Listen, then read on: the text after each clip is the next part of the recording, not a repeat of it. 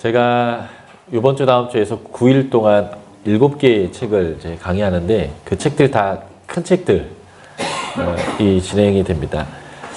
그래서 이제 보통 하루 단위로 하면서 약간 더 이렇게 하는 것인데 창세기는 좀 굉장히 중요한 책입니다. 요한계시록까지 전체를 이해하기 위한 가장 중요한 베이스 기본을 이제 까는 건데 성경을 서론, 본론, 결론으로 굳이 나누자면 어제 제가 인클루즈로 설명했지만 창세기가 이제 서론의 역할을 하고 요한계시록이 결론의 역할을 하는데 창세기는 서론과 본론을 다 담고 있는 책입니다. 창세기 1장부터 11장이 성경 전체의 서론이에요. 왜 하나님은 구속사를 시작하셨는가?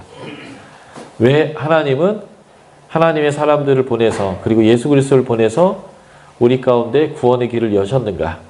라는 이유를 창세기 1장부터 11장이 설명해서 창세기 1장부터 11장은 성경 66권 전체의 서론입니다. 그리고 아브라함을 부르신 사건부터 요셉까지 이야기가 이제 창세기의 가장 많은 부분, 78%의 부분인데 이 부분이 하나님의 구속사의 시작점이에요. 아주 구체적인 시작점입니다. 그래서 창세기는 서론과 본론이라고 하는 성경 전체의 아주 중요한 자리를 딱 차지하고 있는데 이 부분을 이해하는 것이 요한계시록까지 성경 전체에 면면이 흐르고 있는 하나님의 구속사를 이해할 수 있는 기반이죠. 그래서 오늘 최선을 다해서 끝내려고 하지만 혹시나 다 못 끝내면 내일에 조금의 시간을 더 사용해서라도 창세기는 조금 여러분들에게 자세히 설명을 드리려고 하고요. 그리고 내일은 욥기까지 제가 맞춰보려고 합니다. 자,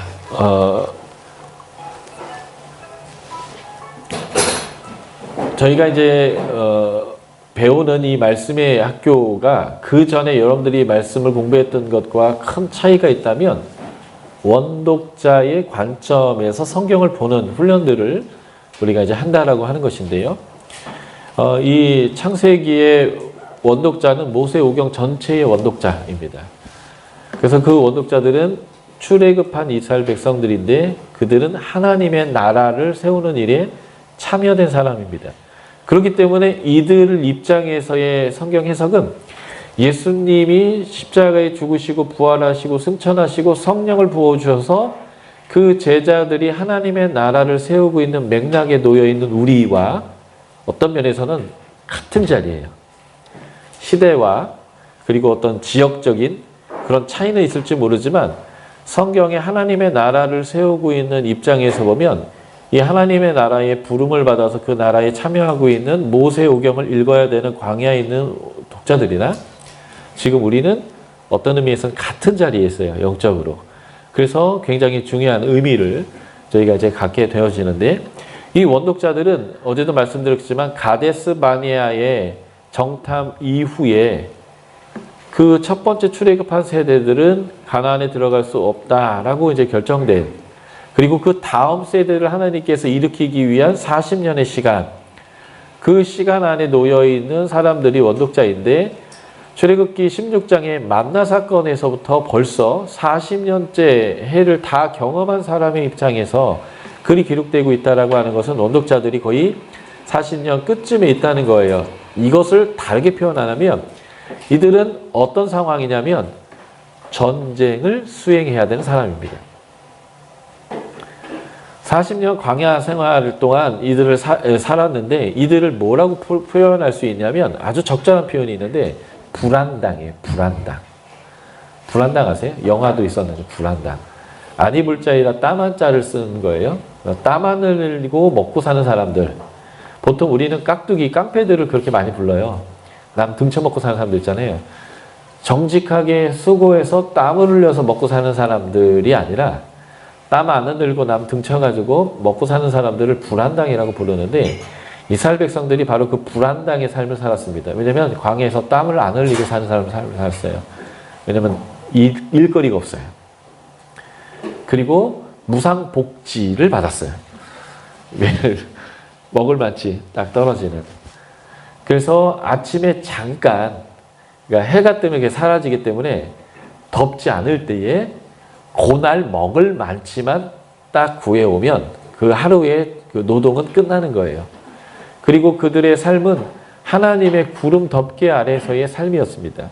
시편 105편에 보면 구름 기둥을 표현하는 하나의 표현이 나오는데 하나님의 덮개라는 표현이 나와요. 하나님의 구름 덮개 아래서 불안당의 삶을 40년 동안 살았습니다. 그런데 어느 날 갑자기 그 40년의 그 시간이 끝나고 하나님 말씀하시는 거예요. 자, 이제 요단강 건너가서 싸워라. 그럴 때 이들이 느끼는 불안감은 대단한 것입니다. 손에서 수학과 영어를 놓은 지가 20년, 30년 됐는데 어느 날 갑자기 하나님이 임재하시고 계시하셔서 말씀하기 시작하는 거예요. 한 2달 후에 수능이 있는데 서울대에 지원하라. 여러분들에게 하나님께서 그렇게 말씀하셨다고 해보세요. 그럼 어느 날 갑자기 내가 그 수능을 2달 만에 준비해가지고 시험을 본다라고 할 때 얼마나 당혹스러워요. 분명하게 하나님께서 말씀하셨어요. 그때 그것을 내가 도전할 수 있는가? 이건 쉬운 문제가 아닌 거거든요.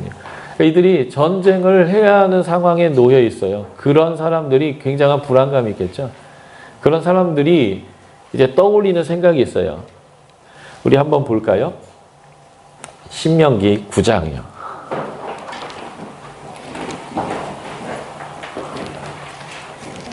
신명기는 출애굽한 지 40년째의 11월 1일부터 말씀한 내용이에요. 그러니까 요단강 건너가기 70일 전부터 말씀하기 시작한 내용이 신명기의 내용인데 이 신명기 9장에 보면 지금 이 상황에 놓여 있는 이스라엘 백성들이 생각하고 있는 생각과 고민들이 있습니다. 9장 1절과 2절을 우리가 읽어보면 이게 딱 원독자들이 지금 생각하고 있는 생각이다라고 우리가 볼 수 있어요. 신명기 9장 1절 2절을 우리가 소리내서 같이 읽어보겠습니다. 시작.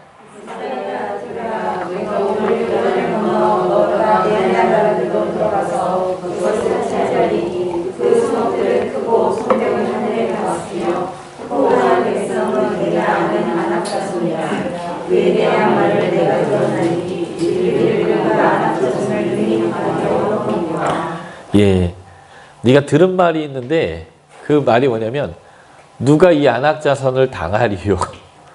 이게 이스라엘 백성들 안에서 회자되는 얘기인 거예요. 이제 40년 불안당으로 살다가 전쟁을 수행해야 되는데 민수기를 아무리 뒤져봐도 전쟁 훈련한 적이 없어요. 진법을 훈련하거나 뭐 칼싸움하는 거, 뭐 모세가 또 이렇게 명령하면 어떤 군대가 이렇게 움직이고 뭘 하면 기마부대가 가고 뭐 하면 투석기를 날리고 뭐 이런 군대로서 훈련되는 내용들이 하나도 없고 그리고 그 군대에게 하나님이 신무기를 개발해줬다라는 얘기도 없고 예, 아무리 안악자손이 크고 성벽이 높으면 뭐예요? 지금처럼 대포나 총이 있다면 그냥 쏘면 되잖아요. 근데 신무기도 없어요. 그리고 이들이 어떤 특별한 군사훈련 받은 적도 없어요. 그리고 이제 민수기 때 다시 나누겠지만 첫 번째 인구조사보다 두 번째 인구조사, 지금 이 신명기를 읽는 사람들을 숫자를 셌는데 숫자가 줄었어요. 늘지 않고 오히려. 이런 상황에서 전쟁의 상황에 들어가야 되는 이 사람들이 갖는 그 불안감, 이것은 대단한 것입니다. 그런데 그럴 수밖에 없는 이유가 1절, 2절에 나오죠. 그들의 성벽은 하늘에 닿았고 그들에게는 안악자손이 있는데 그래서 그들이 생각하는 그 생각은 이거예요. 누가 그들을 당할 수 있겠는가? 예. 그들에게 당할 수 있다, 이길 수 있다, 능히 너희들은 그것을 감당할 수 있다라고 하는 것을 얘기해주는 책이 또 이 창세기예요. 그게 원독자들의 상황에 맞춘 창세기의 읽기인데요. 그 얘기를 제가 오늘 짧게 하도록 하겠습니다. 자, 이 창세기에는 하나님이 창조하신 사건과 타락한 사건, 그리고 홍수를 일으키신 심판의 사건인데 이게 재창조로 제가 말씀드렸죠. 이 홍수를 기록하고 있는 내용이 6장부터 9장의 내용인데 이 6장부터 9장의 내용은 단순한 홍수의 얘기가 아니라 하나님의 재창조의 얘기이면서 지금 이스라엘 백성들이 그 재창조라고 하는 것에 참여하고 있는데 그 재창조가 어떻게 일어날 것인가라는 것을 이스라엘 백성에게 보여주는 내용이에요. 다시 말해서 가나안 정복의 확실성, 가나안 정복은 가능하다라는 것을 보여주는 얘기가 홍수 얘기라는 것입니다. 이것을 이해하려면 민수기 13장으로도 가야 돼요. 민수기 13장 가데스 바네아 13, 14장이 아주 모세오경에서 굉장히 중요한 역사적인 분기점인데 민수기 13장으로 한번 가보도록 하겠습니다. 13장 마지막 구절을 우리가 주목해서 읽어보도록 하겠습니다. 제가 창세기 하나 설명하려고 민수기, 신명기 왔다 갔다 하는 이유는 모세오경은 5권의 책이지만 한 저자가 동일한 독자들에게 주기 위한 연속적인 5개 책이기 때문에 하나의 구조물 같은 거예요. 예. 한 덩이로 이해해야 한다는 것입니다. 예. 따로 이렇게 멀찍이 떨어져서 쓰여진 게 아니라 한 상황에서 한 저자가 한 독자층에게 연속되어져서 그 구성적 연결성을 가지고 썼다라는 거죠. 자, 민수기 13장 33절을 읽으면 아주 재미있는 표현이 나옵니다. 같이 한번 읽어볼까요? 13장 33절 시작.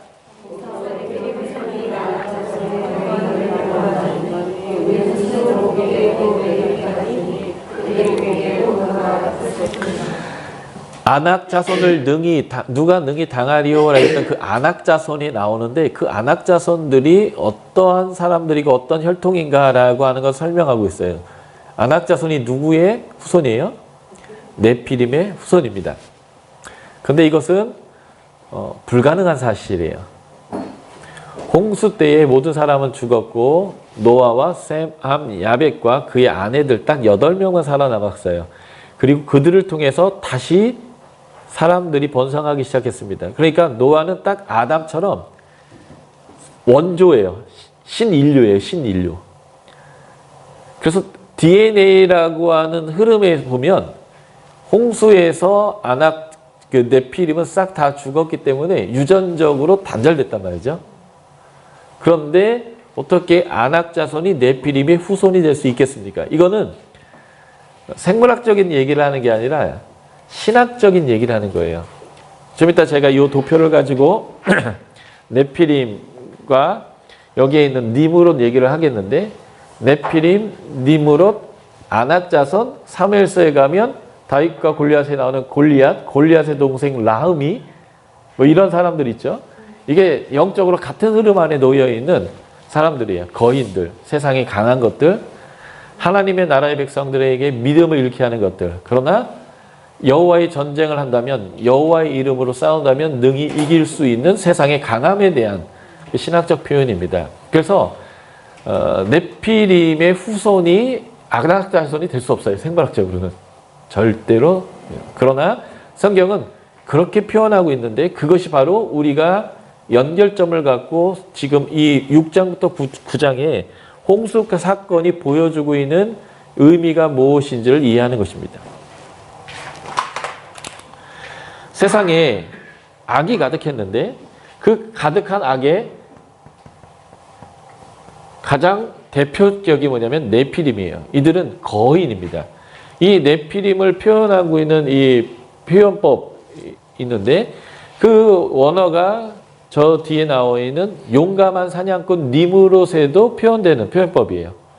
예. 용사 뭐 이렇게 이제 번역되는 건데 악을 대표하고 있습니다.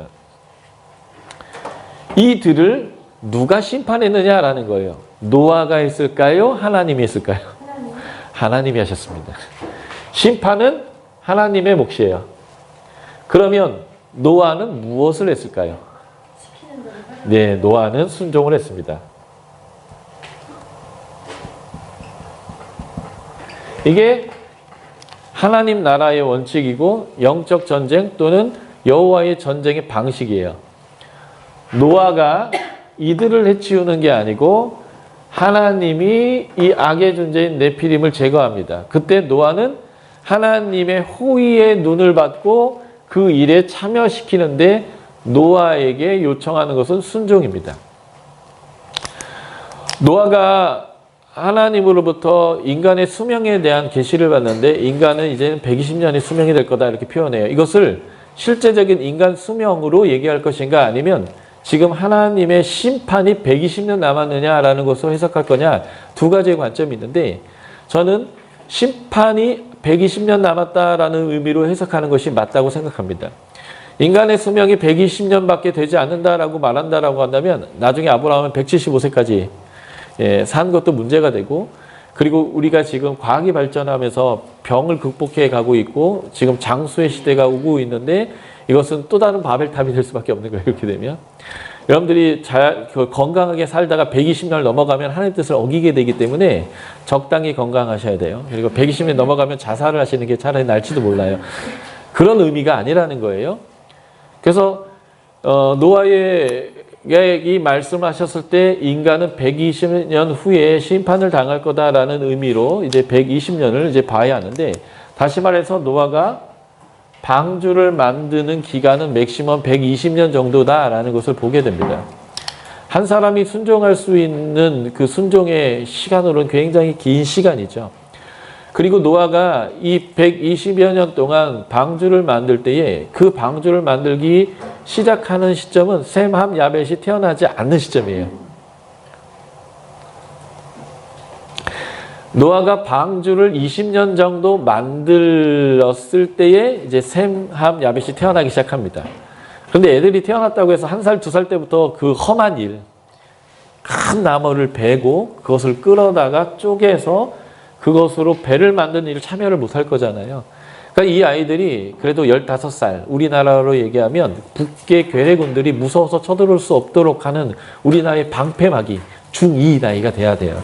한 15살 정도 되면 아이들이 그 험한 일을 할 수 있다고 생각한다면 노아는 35년 정도를 혼자서 이 방주 만드는 일을 했다라고 우리가 추정할 수 있습니다. 하나님이 저에게 그 노아가 만들었던 방주를 네가 만들어라 라고 저에게 명령하신다면 저는 대뜸 이렇게 얘기했을 거예요. 제가 목사지 목수입니까? 저는 못합니다. 왜 이런 걸 나한테 시키십니까? 그 배가요, 뭐 요만한 배가 아니잖아요. 엄청난 사이즈의 배고, 그 정도 사이즈의 배를 만들려면 목재가 얼마나 많이 필요하겠습니까? 그 목재도 그냥 대충 할 수 있는 게 아니거든요. 비가 새지 않도록 잘 맞춰가지고 해야 되는 그 엄청난 배를 혼자 하라고 할 때 그것을 시도할 수 있겠느냐라는 거예요. 지금은 좋은 기기가 일을 해요. 그래서 전기톱에다가 나무 갖다 이렇게 뒤로 밀으면 알아서 쭉 잘라주고요. 하지만 노아 시대 때는 어느 시대예요? 곰이 마늘과 쑥을 자시고 사람이 되던 시절 이전이에요. 그 이전에 무슨 도구가 있었겠어요? 그런데 하나님이 이 위대한 도전, 사실은 무한 도전이죠. 이 무한 도전을 시켰을 때 노아가 그것을 하기 시작했다는 거예요. 그리고 한 30년, 35년 지났더니 자식들이 그 일에 인볼브하기 시작했는데 그 정도 순종을 하면 한 30년 한 일 가르면 그게 이제 전문가 되는 거예요. 전문가가 돼서 자녀들에게 이 일을 가르치면서 그 일을 120년 했더니 배가 만들어졌습니다. 사실은 우리가 하나님께 하는 순종이 그렇게 만만한 일은 아니에요. 그러나 할 수 있는 일을 얘기하십니다. 이들을 제거하는 일은 하나님 목, 그 하나님의 구원의 일, 하나님의 생명을 보존하고 그들을 통해서 다시 새로운 생명들을 일으키는 일, 인류를 새로 만드는 것뿐만 아니라 생명을 보존하는 일에 하나님이 명령하셨는데요. 노아가 그 길을 걸었다는 거예요. 그것을 순종이라고 얘기합니다. 그런데 이 네피림의 후손인 아낙 자손이 있습니다. 제가 이제 출애굽기 얘기하면서 이 아낙 자손을 죽여버리고 싹 밀어내는 것을 노아의 홍수와 같은 재창조의 사건이다라는 것을 제가 성경의 내증을 가지고 증명해 드릴 거예요. 아낙 자손이 있습니다. 이들이 악해요. 창세기 15장에 보면 하나님이 애굽으로 너희가 내려갔다가 400년 만에 돌아올 것인데 이유를 설명하고 있어요. 이는 아직 이 땅에 죄악이 꽉 차지 않았기 때문이다. 그런데 이 창세기를 읽고 있는 사람들은 아브라함 때 사람들이 아니라 지금 출애굽한 사람들이기 때문에 이 말이 어떻게 읽히냐면 지금은 죄악이 꽉 찼다고 읽혀요. 그리고 그 내증이 레위기 18장입니다. 레위기 18장은 한 장이 통으로 이 가나안 사람들이 얼마나 악한지를 설명하는 장인데 거기에는 성적 범죄로 처음부터 끝까지 꽉 차 있어요. 근친 상간부터 동성애, 수간, 짐승과의 성관계까지요. 그리고 심지어는 부모가 낳은 자식, 태의 열매를 우상에게 바치는 죄까지 해서 한 장짜리 목록을 얘기하면서 뭐라고 표현하냐면 땅이 역겨워서 그들을 토해버린다라고 표현하고 있어요. 지금 가나안 정복이 그런 상황입니다. 그러니까 지금 노아의 홍수 때에 하나님이 악이 세상에 꽉 찼기 때문에 이것을 싹 쓸어버려야 되는 상황과 동일한 상황인 거예요. 이것을 과연 우리가 할 수 있는가라고 하는 거죠. 하나님은 니들 보고 하라고 하는 게 아니에요. 여전히 이 일은 하나님 몫입니다. 그럼 이 백성은 뭘 해야 될까요? 노아처럼 순종만 하면 됩니다. 그러니까 하나님이 되게 엉뚱하세요. 그래서 나중에 여호수아서를 통해서 하나님이 전쟁하시는 몇 가지 방법을 보시면 굉장히 엉뚱한 요청을 하십니다. 요단강을 건널 때 보통 요단강은 대부분의 기간 동안 물이 많지 않아서 그냥 넘어갈 수 있어요. 첨벙. 그런데 꼭 넘어가는 D-Day를 물이 가장 많은 철을 골라서 그때 넘어가라고 합니다. 아주 짓궂으세요. 물이 가장 많을 때. 아주 짓궂으신데 그때도 배를 만들어 주시는 게 아니라 그냥 들어가래요. 근데 이 백성이 노아처럼 순종하면 어떤 일이 벌어져요. 그리고 하나님이 굉장히 짓궂으신데 요단강 건너가기 전에 할 말이 있었어요. 그게 뭐냐면 니네 광야에 있을 때는 할례 안 했잖아. 이제 좀 할례 좀 해라. 그 얘기는 요단강 건너가기 전에 했으면 할례를 하고 충분히 이렇게 회복하고 넘어갔으면 좋겠는데 여리고 앞에서 3.5km 앞에서 할례를 시행하래요. 그래서 60만 명의 군대 중에 40만 명이 할례를 했습니다. 미치는 거죠. 전쟁터에서 할례를 하면 어떻게 해요? 죽으란 얘기잖아요. 할례라는 것을 이제 종교적 이유가 아니라 고래를 잡는다는 표현으로 하는 우리 남자들 있잖아요. 제가 중학교 때 우리 친구들이 그거를 이제 하고 왔어요. 방학 동안. 그럼 애들이 어떻게 다녀요? 한 일주일을 이러고 다니잖아요. 이러고. 힘들어서. 근데 요즘은 항생제가 있어요. 그래서 빨리 나요. 그리고 요즘은 칼도 메스 싹 잘라내는 칼이 있습니다. 소독약이 있고요. 잘 꼬매고요. 매일같이 드레싱하면서 빨리 2, 3일에서 일주일 안에 싹 날 수 있습니다. 그런데요. 이 당시 그러니까 이제 BC 1400년이 고조선 시대죠. 이 당시에는 우리가 얘기하는 그 항생제도 없고 좋은 소독약도 없고 그리고 잘 생각해 보세요. 40만 명을 할례할 때에 돌칼을 사용했는데 돌칼 40만 개 일회용으로 사용했을까요? 돌렸었을까요? 돌렸었을 확률이 확실합니다. 뭐 몇백 개, 몇천 개 썼을 수도 있는데 어쨌든 하나 가지고 여럿이 썼을 거예요.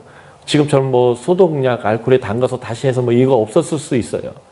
그리고 상처가 싹 이렇게 잘리는 거랑 질끈 이렇게 잘리는 거는 상처 크기 자체가 다릅니다. 그러니까 회복력 자체가 다른 거예요. 굉장히 오랜 시간 고통해야만 낫는 것입니다. 그런데 하나님이 그렇게 할례한 백성들이 요구한 전쟁 수칙은 걸으라는 거예요. 원래 수술하면 걸어야 빨리 낫긴 하거든요. 그렇지만 이렇게 걸어야 되는 사람들에게 전쟁을 하라고 하는 것은 좀 화가 나는 건데 아파 죽겠는데 전쟁을 하라는 것도 속상한데 그것도 그냥 계속 걸라는 거예요. 빙글빙글 매일 하루씩. 그런데 하나님이 전쟁 수칙이 하나예요. 입 닥쳐라. 말하지 마라. 말하면 입에서 뭐가 나오겠어요? 궁시렁. 말하지 마라. 그리고 시키는 대로 해라. 한 번씩만 해라. 아니 하는 김에 그냥 한 번에 몰아서 아니 딱 정한 만큼 정한 횟수 정한 요일 그리고 마지막 날은 7번 뭐 이런 식으로요. 뭘 요구하는 걸까요 이게? 딴 거 없어요. 전쟁 수칙은 순종하는 겁니다. 그러면 전쟁을 하시는 것은 하나님이라는 거예요. 이걸 뭐라고 표현하면 여호와의 전쟁이라고 표현합니다. 내가 소문이 나야지 니들이 소문나면 되는 거 아니에요. 하나님이 영광을 얻어야지 사역자들이 하나님의 백성들이 영광을 얻으면 안 돼요. 그러니까 하나님은 그 꼴을 못 보세요. 그래서 너에게 위대한 일을 하라고 하는 게 아니라 내가 하는 일이 드러나게 네가 해달라는 거예요. 그 대신 너도 영광을 얻어라는 것입니다. 그래서 하나님은 엉뚱한 전쟁을 굉장히 많이 요청하셨어요. 나중에 사사기 가면 나팔과 항아리와 횃불을 들고 하는 전쟁. 숫자가 한참 우리가 모자라는데 우리 숫자를 더 줄여가지고 하는 전쟁. 뭐 이런 식의 전쟁들 있잖아요. 순종을 요구하는 거예요. 그러니까 지금 6장부터 9장, 창세기 6장부터 9장의 홍수 사건은 이스라엘 백성 전쟁 앞에 놓여있는 원독자에게 무슨 얘기를 하고 있냐면, 물론 안다. 노아가 방주를 만드는 게 얼마나 어려웠겠냐. 그가 목수가 아니었고 그가 좋은 장비가 있었던 것도 아니고 협력자가 많은 것도 아니었겠지만 그냥 하나님이 해라 라고 말씀하셨을 때 네 라고 했어요. 처음에는 뭐 나무 자르는 법도 잘 몰랐을 거고 그 나무들을 맞춰서 배를 만드는 법도 잘 몰랐겠지만 말씀하셔서 했어요. 그것도 긴 기간 동안. 그랬더니 하나님의 구원의 역사, 새 창조의 역사가 일어났단 말이에요. 하나님의 능력으로, 하나님의 방법으로, 하나님의 때에. 우리는 그 긴 기다림과 긴 순종을 그 일을 한 것처럼 이스라엘 백성에게도 안악자손을 누가 당할 수 있습니까? 그들의 성벽은 하늘에 닿았습니다. 라고 하는 그들에게 하나님 얘기하는 거예요. 내가 할 거고 너는 내가 말할 때에 그 때에 그 방법으로 그렇게 순종만 하면 돼 라고 얘기하시는 거예요. 이게 그래서 노아홍수는 단순한 심판의 얘기가 아니라 하나님의 나라를 이루는 재창조의 얘기면서 동시에 순종이 답이다. 순종을 통해서 하나님의 구원을 이룰 수 있다라고 하는 순종에 대한 이야기를 보여주는 이스라엘 백성에게, 가나안 정복한 이스라엘 백성에게 주는 메시지고, 동시에 하나님의 나라를 세우는 데 참여된 우리에게 말씀하시고 있는 동일한 메시지입니다. 이게 바로 원독자 입장에서 읽는 창세기예요. 또 하나를 보도록 하겠습니다. 창세기 9장을 한번 보실까요? 당대의 의인이요 완전한 자인 노아께서 첫 농사꾼이 되셨습니다. 첫 농사꾼은 사실 가인이었는데 그 인류가 싹 죽고 신인류인 8명, 4쌍의 부부가 다시 인류를 확장해 나갈 때 이 노아가 첫 번째 농사꾼이 되어서 포도 농사를 지었습니다. 그리고 그 포도 열매를 따고 그것으로 포도주를 만들어서 드시고 당대의 의인이요 완전한 자께서 주사를 부리셨습니다. 온 다 벗어 던졌어요.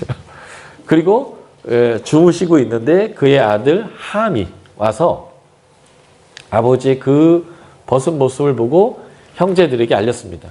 동네방네 알린 것도 아닌 것 같아요. 왜냐하면 누가 있겠어요. 그게 홍수 끝나고. 그죠?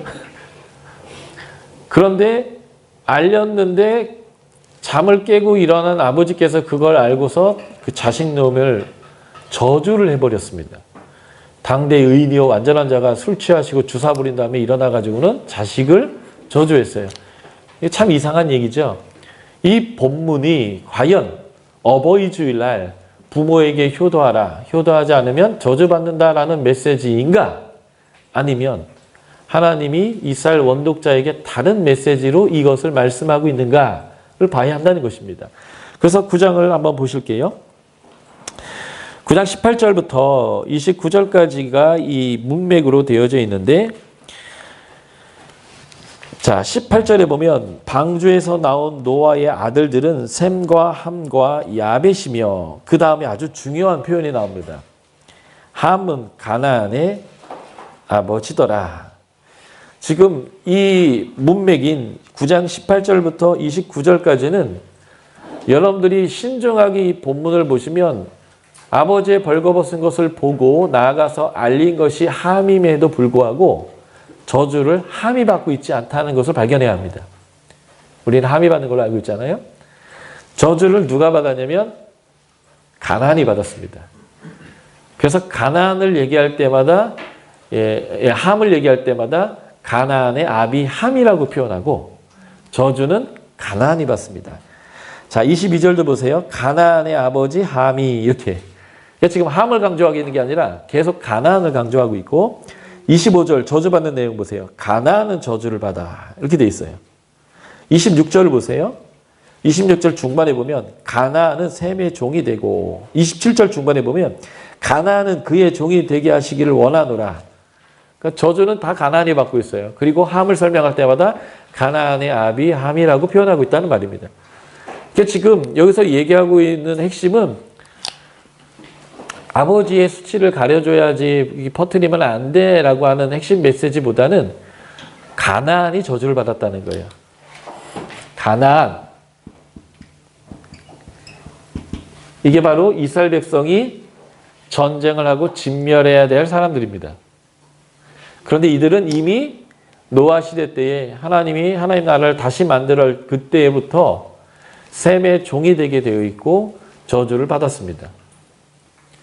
그리고 너희가 그를 지배하도록 하나님께서 이미 결정하셨다라고 노아가 선포하고 있는 거예요. 그러니까 순종하면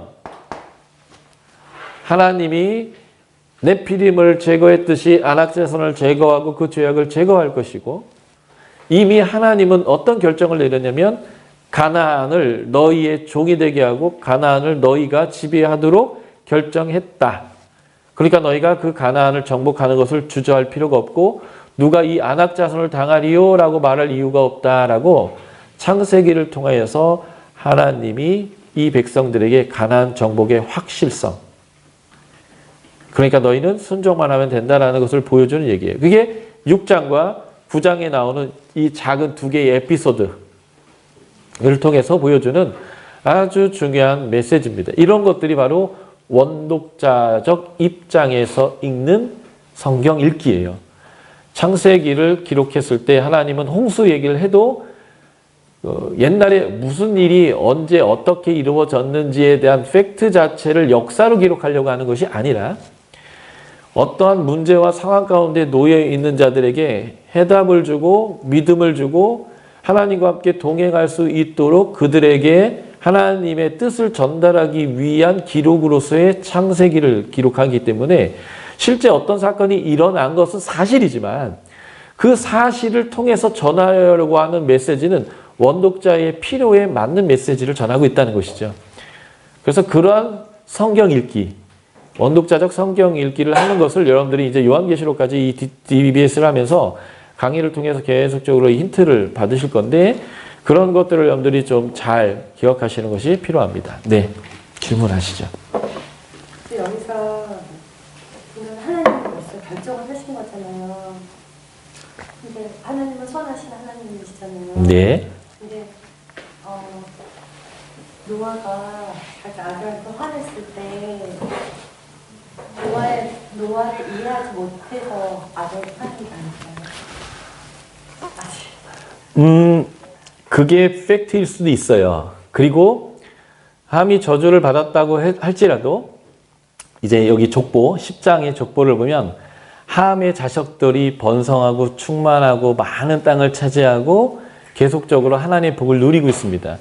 그러니까 사실은 잘못해서 저주를 받더라도 하나님은 그 저주 자체를 극복할 수 있고 이길 수 있고 하나님의 복을 계속 누릴 수 있도록 계속 이끌어 가세요. 문제는 그런 하나님의 은혜에도 불구하고 끝까지 죄악으로 달려가서 결국 망할 수밖에 없는 거예요. 이 망함은요, 하나님이 결정해놓은 운명이라는 의미보다는 사실은 지금 원독자들에게 가나안 정복의 확실성에 대한 얘기를 하고 있는 맥락인 거죠.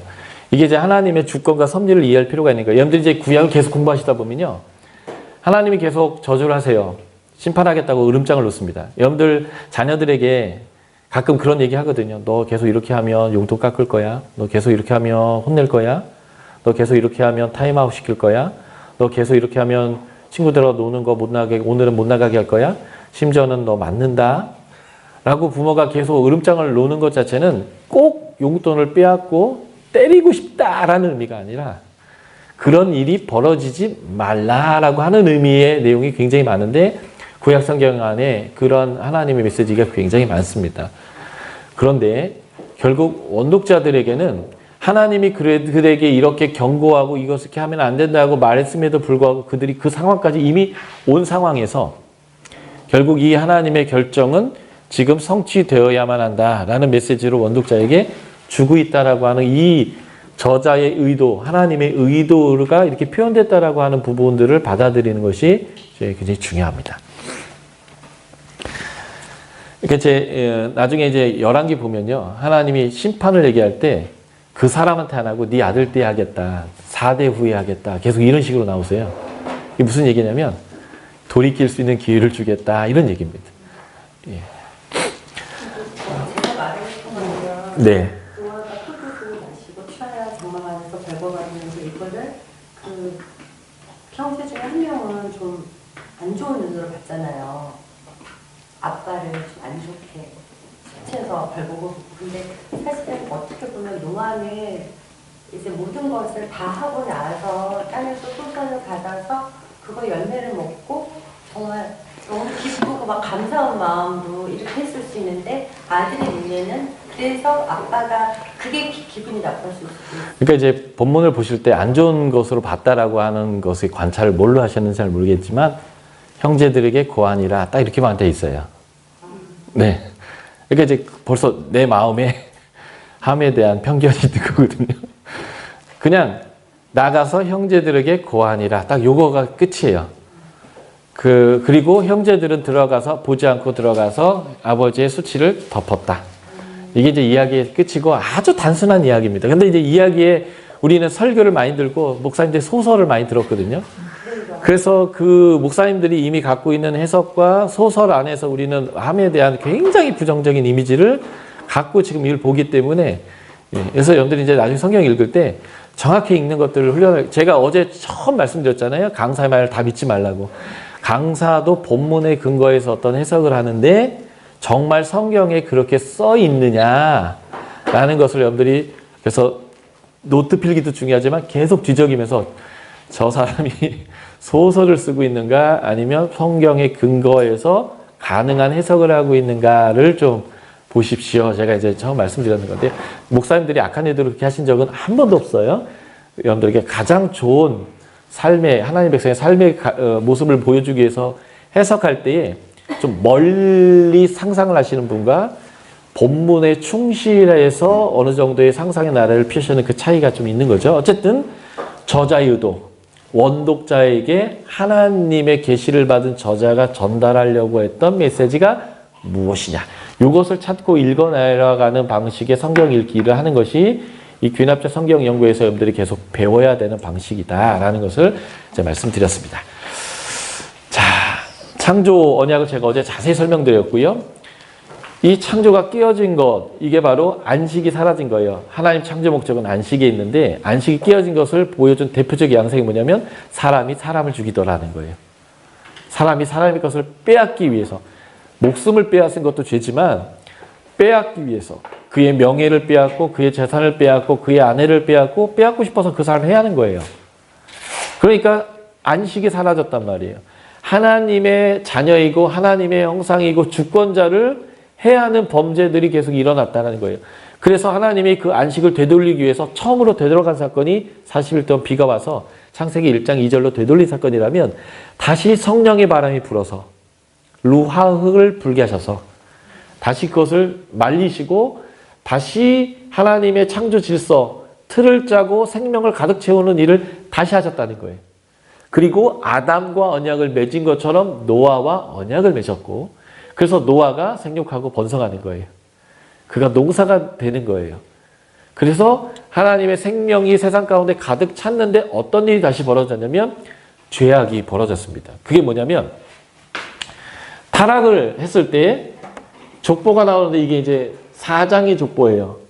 4장에는 가인이 아벨을 때려 죽이는 얘기로부터 시작해서 가인의 후손들의 족보가 나오는데 이 족보에 보면 라멕이라는 사람의 살인이 계속 나오고 이 족보에 속해 있는 사람들을 뭐라고 표현하면 사람들의 딸 이렇게 표현해요. 하나님의 아들들이 사람의 딸들의 아름다움을 보고 그들을 취해서 애를 낳는데 네피림이다. 그래서 하나님의 아들들을 이제 영적 해석하시는 분들은 타락한 천사로 해석을 했는데 정확한 해석은 이스라엘 백성과 같이 하나님과 동행하는 사람들이에요.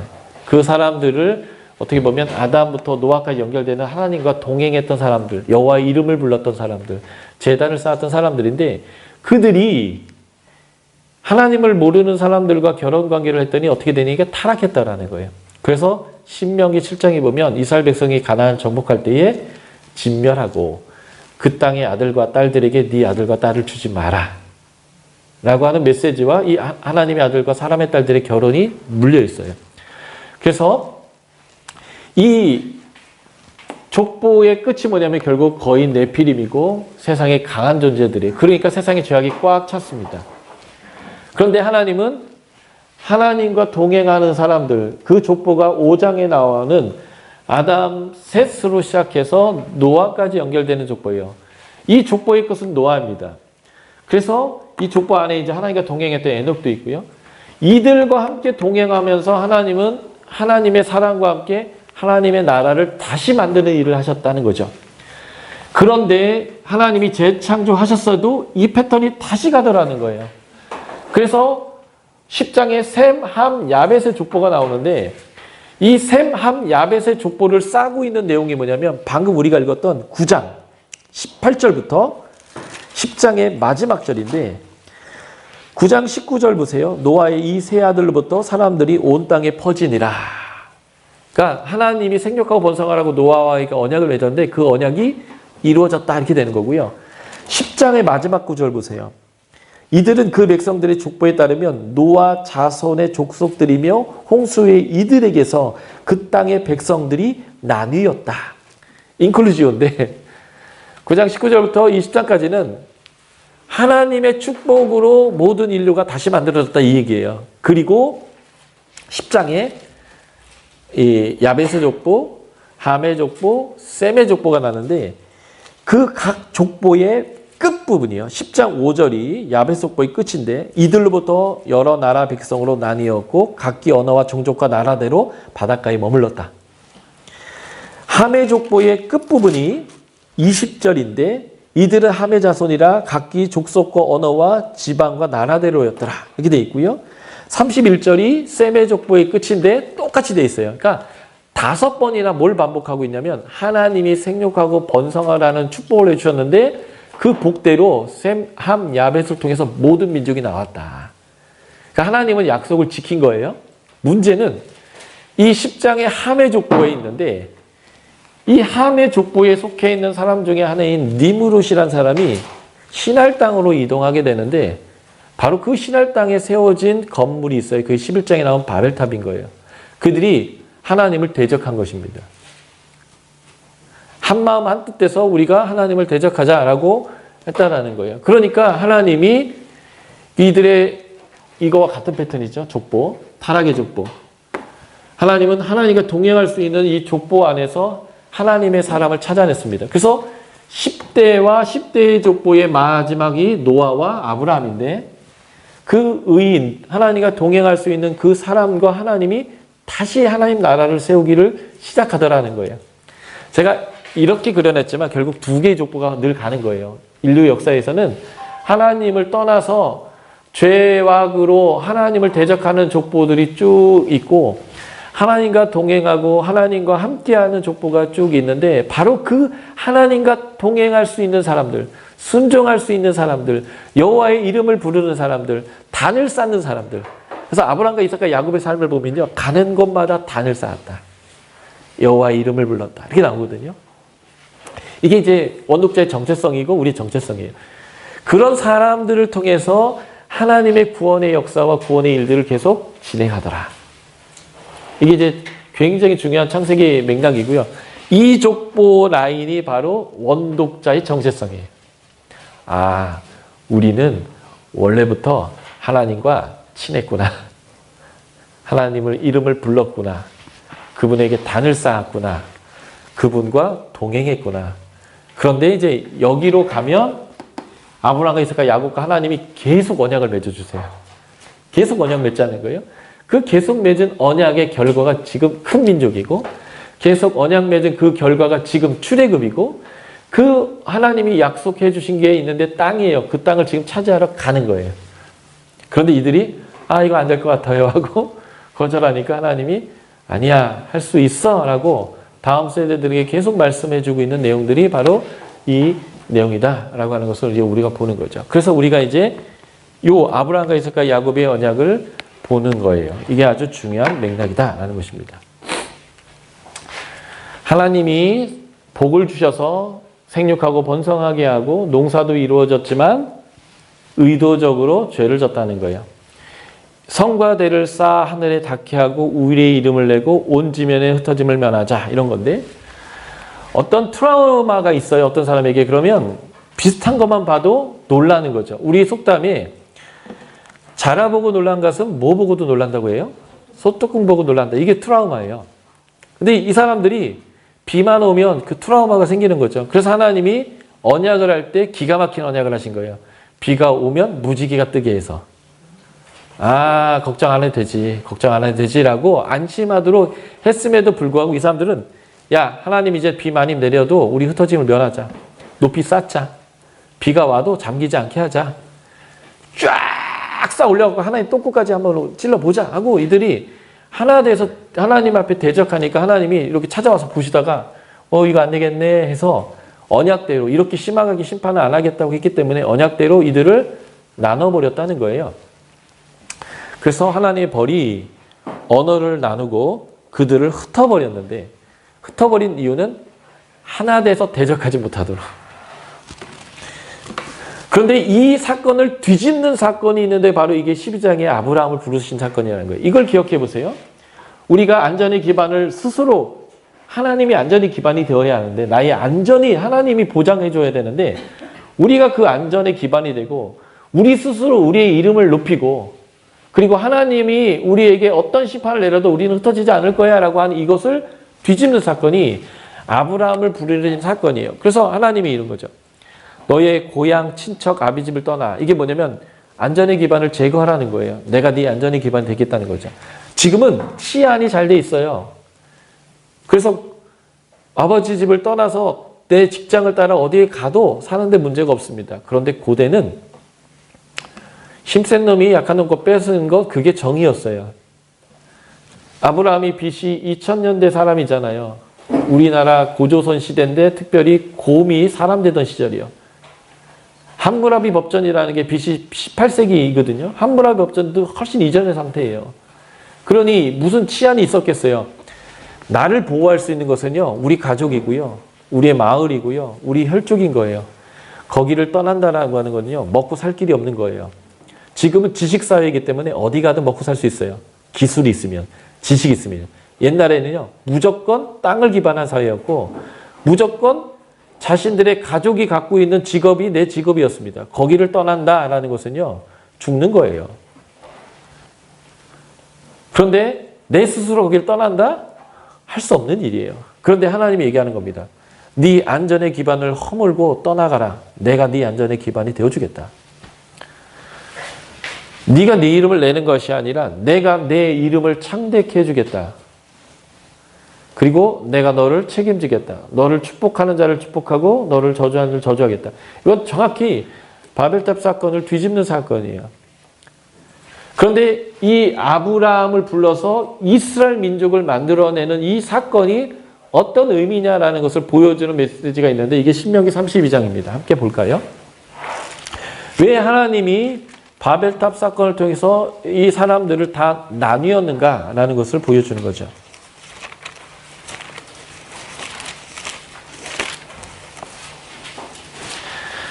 신명기 32장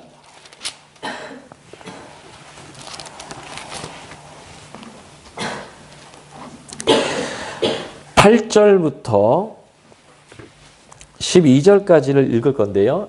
다시 말씀드리지만 이 신명기는 이미 출애굽해서 40년째의 11월 이후에 있었던 사람들, 그들에게 지금 너희가 광야에 있고 광야에서 어떻게 하나님과 관계했는지를 하나님의 관점에서 말해주는 내용인데, 왜 광야에 있어야 되는지에 대한 이유까지 여기에 설명되어 있는 부분입니다. 자, 신명기 32장 8절부터 같이 읽겠습니다. 시작. 지극히 높으신 자가 민족들에게 기업을 주실 때에, 인종을 나누실 때에 이스라엘 자손의 수요대로 백성들의 경계를 정하셨도다. 여호와의 분깃은 그의 백성이라. 야곱은 그가 택하신 기업이로다. 여호와께서 그를 황무지에서 짐승이 부르짖는 광야에서 만나시고 호위하시며 보호하시며 자기의 눈동자같이 지키셨도다. 마치 독수리가 자기의 보금자리를 어지럽게 하며 자기의 새끼 위에 너풀거리며 그의 날개에 펴서 새끼를 받으며 그의 날개 위에 것을 엎는 것 같이 여호와께서 홀로 그를 인도하셨고 그와 함께한 다른 신이 없었도다. 이스라엘 백성은 광에 나와서 개고생했다 이렇게 생각할지 모르지만 하나님은 내가 너를 날개로 독수리 날개로 업어서 여기까지 데리고 왔고 내 눈동자같이 보호하고 귀하게 여겼다라고 이제 말씀하시는데 왜 너희를 내 백성으로 기업으로 삼고 여기에 데려 나왔냐라는 그 설명이 8절이에요. 지극히 높으신 자 하나님이죠. 민족들에게 기업을 주실 때에 인종을 나누실 때에 이게 바벨탑 사건 때를 얘기하는 거예요. 그때의 하나님은 자기 백성의 수요대로 나누었다 이렇게 되어 있습니다. 창세기 10장으로 돌아가면 셈, 함, 야벳의 후손의 족보에 나오는 후손의 숫자가 70명이에요. 이스라엘 사람들의 숫자적 상징은 7은 완전수예요. 거기에 열은 많다는 숫자입니다. 그래서 70이라는 숫자는 이스라엘 백성에게서는 열국, 모든 나라, 이게 열 나라가 아니라 우리가 열방 대학 할 때 얘기하는 all nations라는 거죠. 열국, 열방을 의미하는 게 70이에요. 그런데 재밌는 것은 창세기 46장에 야곱이 이스라엘이 요셉이 총리가 된 것을 알고 애굽으로 이주할 때의 숫자가 나옵니다. 굳이 엄마 이름별로 야곱의 아내가 넷이니까요. 엄마의 이름별로 다 이것을 계산해서 70명이다라고 정확하게 떠주셔요. 그리고 출애굽기 1장 시작이 애굽으로 내려간 사람들은 70이었다라는 말을 반복합니다. 이 70이 중요한 거예요. 내 백성의 수요대로 나라를 나눴다는 거예요. 다시 말해서 하나님은 바벨탑 사건을 통해서 나라를 쪼갤 때에 이미 하나님은 어떤 계획을 갖고 쪼갰냐면 내 백성 세워서 그들 하나하나를 격파해가지고 다 하나님 백성 만들 계획으로 그동안 이들이 한마음 한뜻해서 하나님 대적하는 일을 하지 못하도록 나뉘어놓고 내 백성 만들어서 내 백성으로 그들을 구원하겠다 라고 하나님이 계획하셨다는 것입니다. 나중에 여러분들이 이 창세기 11장에 나오는 족보에 나오는 숫자를 가지고 여러분들이 이제 나이죠. 계산해 보면 바벨탑 사건 때로부터 아브라함을 부르실 때까지가 굉장히 긴 시간대인 걸 알 수 있어요. 바벨탑 사건 때가 언제냐면 자, 족보 한번 보시겠어요? 창세기 10장. 어제 제가 이 당시에 이 사람들의 사람의 이름은 그 당시 애가 태어날 때 상황과 연결이 되어 있다라고 말씀드렸잖아요. 예. 창세기 11장에 10대의 족보, 아브라함으로 연결되어 있는 이 족보에 보면 아주 재미있는 이름이 나오는데요. 그 이름이 벨렉이라는 이름이에요. 11장 17절, 18절에 벨렉이라는 이름이 나오는데 이 족보가 10장에도 등장해요. 10장 21절부터 끝절까지가 셈의 족보잖아요. 거기에도 벨렉이 등장하는데 그 벨렉이 등장하는 구절이 25절입니다. 에벨은 두 아들을 낳고 하나의 이름은 벨렉이라 하였으니 그때에 세상이 나뉘었으며. 세상이 나뉘었다는 게 무슨 말일까요? 바벨탑 사건이 벌어졌고 하나님이 그들의 언어를 분정해서 쪼갰다는 거예요. 그 일이 벌어졌는데 애가 태어났어요. 그래서 애 이름을 나뉘다라고 줬다는 거예요. 그러니까 이 벨렉의 때로부터 아브람 때까지 굉장히 긴 시간이에요. 하나님은 노아 때도 마찬가지지만 하나님과 함께 하나님 나라를 재창조할 순종의 사람을 찾기 위해서 수백 년을 찾습니다. 정말 하나님이 고르고 찾아요. 왜냐면 하나의 의인이 없어서 그렇게 긴 시간이 걸리는지 어쩐지 모르지만 하나님은 그 사람을 찾고 있고 그 사람과 함께 하나님 나라를 지금 세워가고 있어요. 여러분들이 그 사람으로 됐으면 좋겠어요. 어쨌든 하나님이 이렇게 끝까지 찾아내고 끝까지 찾아내서 그 사람과 함께 하나님의 구원의 일을 하시는 이것 자체가 뭐냐면 하나님의 열심이에요. 그 열심이 구속사라는 역사를 쓰게 하는 거예요. 근데 재밌는 것은 아까도 말씀드렸지만 인간은 회복시켜주면 타락으로 열심히 막 내달려요. 하나님은 회복시켜주시고 번성하게 하시고 농사가 되게 하시고 하나님의 모든 것들을 다 돌려줘도 인간은 계속 죄악으로 달려간다라는 것을 보여주는 중요한 내용이 족보에 나와요. 4장과 10장의 족보에. 그러나 하나님은 하나님과 동행하는 족보와 함께 하나님 나를 회복하신다.